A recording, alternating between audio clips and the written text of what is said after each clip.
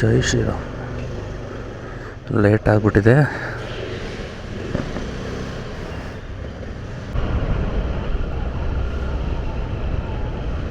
ರೋಡಲ್ಲಿ ಹೋಗುವಾಗ ಚಿಕ್ಕ ಮಕ್ಕಳು ಏನಾದರೂ ರಸ್ತೆ ಮೇಲೆ ಕಂಡುಬಿಟ್ರೆ ಸಿಕ್ಕಾಪೇಟೆ ಮೀಟರ್ ಆಫ್ ಆಗುತ್ತೆ. ಸಡನ್ನಾಗಿ ಮಧ್ಯಕ್ಕೆ ಬಂದ್ಬಿಟ್ರೆ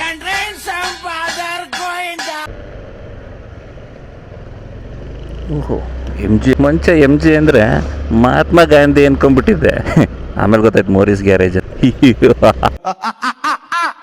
ತಮಾಷೆ ಮಾಡಿದೆ, ಸೀರಿಯಸ್ ತಗೋಬೇಡಿ. ನಗು ಬರ್ಲಿಲ್ವಾ?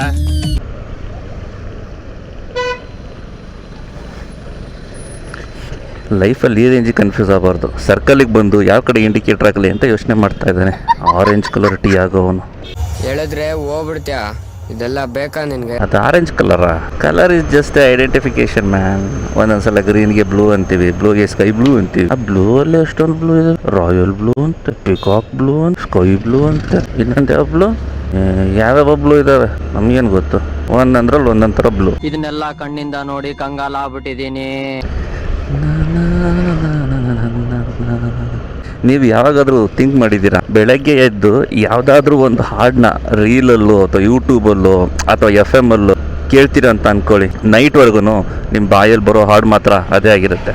ಎಷ್ಟು ಜನಕ್ಕೆ ಈ ಥರ ಎಕ್ಸ್ಪೀರಿಯನ್ಸ್ ಆಗಿದೆ ಕಮೆಂಟ್ ಮಾಡಿ. ಆಪತ್ ಬಾಂಧವರು ಅಂದರೆ ಯಾರು? ಗಾಡಿ ಓಡಿಸುವಾಗ ಬೈಕ್ನರಿಗೆ ಸಪೋಸ್ ಸೈಡ್ ಸ್ಟ್ಯಾಂಡ್ ತೆಗೆಯೋದನ್ನ ಮರೆತುಬಿಟ್ಟು ಹೋಗ್ತಾ ಇರ್ತೀರ ಒಂದೊಂದು ಸಲ ಅರ್ಜೆಂಟಲ್ಲಿ.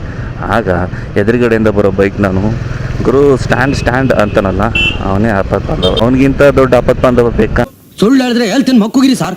ಸೈಡ್ ಸ್ಟ್ಯಾಂಡಿಂದ ಏನೆಲ್ಲ ತೊಂದರೆ ಆಗುತ್ತೆ ಗೊತ್ತಾ? ಯೂಟ್ಯೂಬಲ್ಲಿ ಸರ್ಚ್ ಮಾಡಿ, ಸೈಡ್ ಸ್ಟ್ಯಾಂಡಿಂದ ಬಿದ್ದಿರೋರು ವಿಡಿಯೋಗಳು, ಮೇಜರ್ ಇಂಜುರೀಸ್ ಆಗೋ ಚಾನ್ಸಸ್ ಕೂಡ ಇರುತ್ತೆ. ಹಾಗಾಗಿ ಅವಸರವೇ ಅಪಾಯಕ್ಕೆ ಕಾರಣ.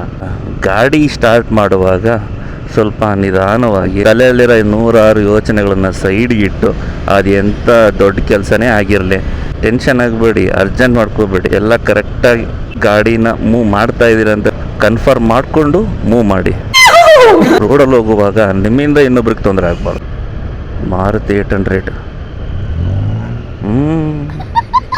ಹೌದೌದು.